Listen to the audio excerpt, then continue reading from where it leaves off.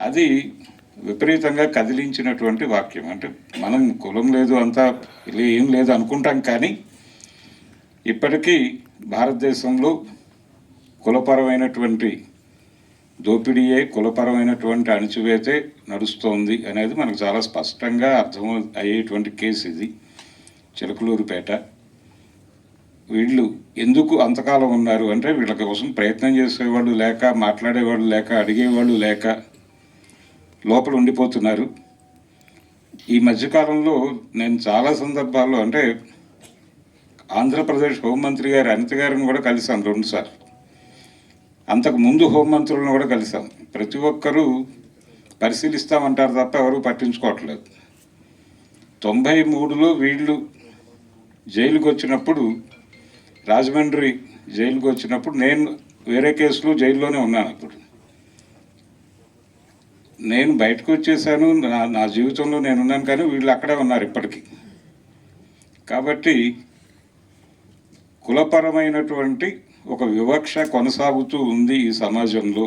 అంటే ఇందులో చూపించినటువంటి 3 కేసులు, చుండూరు రెడ్లు చేసినటువంటి ఇది, తర్వాత కారంచేడు కమ్మ సామాజిక వర్గం నుంచి జరిగినటువంటి మాదిగల మీద జరిగినటువంటి దాడి, తర్వాత ఇది చిలకలూరుపేట, అలాగే జూబ్లీ అంటే శ్రీరాములయ్య సినిమా ఓపెనింగ్కి వెళ్ళినటువంటి మిక్కిలినేని జగదీష్ బాబు గారు కూడా చనిపోయారు ఆ ఇన్సిడెంట్లో.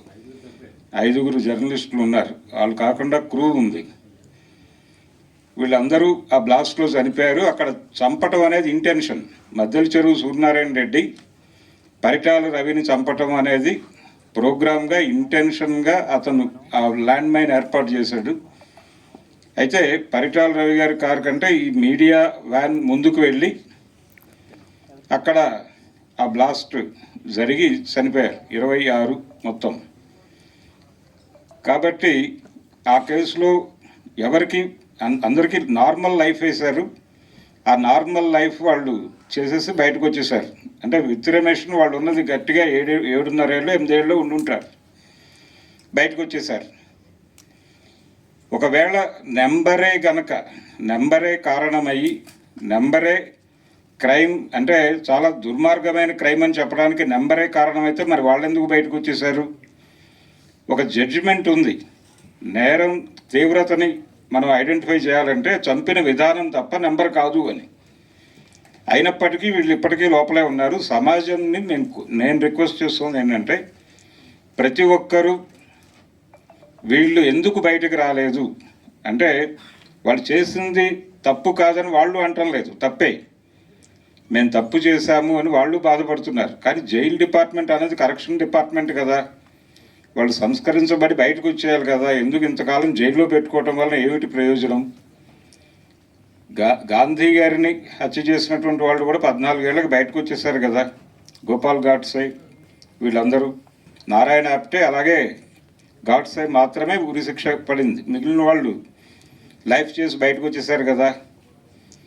వీళ్ళు ఈ జూబ్లీ బ్లాస్ట్ వాళ్ళు వచ్చేసారు. తర్వాత చుండూరు కేసులో ఎవరికి శిక్షలు కూడా పడలేదు, కారంచేడులో ఒకళ్ళకి పడింది, కానీ వాళ్ళు ఎక్కువ రోజులు జైల్లో లేరు.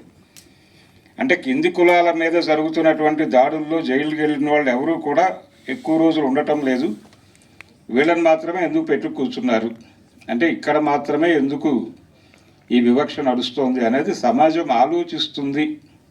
ఏదో రూపంలో సమాజంలోకి వెళ్ళాలి. నిజానికి చాలా అంశాలు మనకి తెలుగు సమాజంలో ఉన్న అంశాలు తెలుగు సినిమాలో రిఫ్లెక్ట్ కావడం లేదు. మొదటిసారిగా అలాంటి ప్రయత్నం ఒకటి జరిగింది ఈ సినిమా ద్వారా అని నేను అనుకుంటున్నాను. ఈ ఐడియా నేను చెప్పగానే దాన్ని రిసీవ్ చేసుకున్నందుకు రాజు గారికి ముందుగా ధన్యవాదాలు చెప్తున్నాను. నేను చాలామందితో చర్చించాను, ఇది చాలా కాలంగా ఇది ఒక సినిమా తీస్తే బాగుంటుంది కదా అని. ఏది ముందుకు వెళ్ళలేదు. ఇది ఇలా ముందుకు వెళ్ళటం అనేది నాకు చాలా ఆనందంగా ఉంది. ఇది నిజానికి సమాజంలో చర్చ జరగాలి. ప్రతి ఊళ్ళోనూ ప్రజా సంఘాలని వీళ్ళని కూర్చోబెట్టి, బాబు ఏమిటి పరిస్థితి, మనం ఇప్పటికీ జైల్లోనే ఉన్నారు వాళ్ళు. చలపతిరావు నెల్లూరు జైల్లో ఉన్నాడు, విజయవర్ధన్ రావు రాజమండ్రిలో ఉన్నాడు. కాబట్టి వాళ్ళ విడుదలకు ఏదైనా ఇది ఉపయోగపడుతుంది. ఇది ఒక ఉద్యమంగా మరి అంటే ఒక సినిమా నుంచి ఒక మూమెంట్ బిల్డ్ అయ్యి వాళ్ళు బయటకు రావటం అనేది జరిగితే డెఫినెట్గా ఈ సినిమా కళ సాకారం అవుతుంది అనేది నేను భావిస్తున్నాను. Thank you.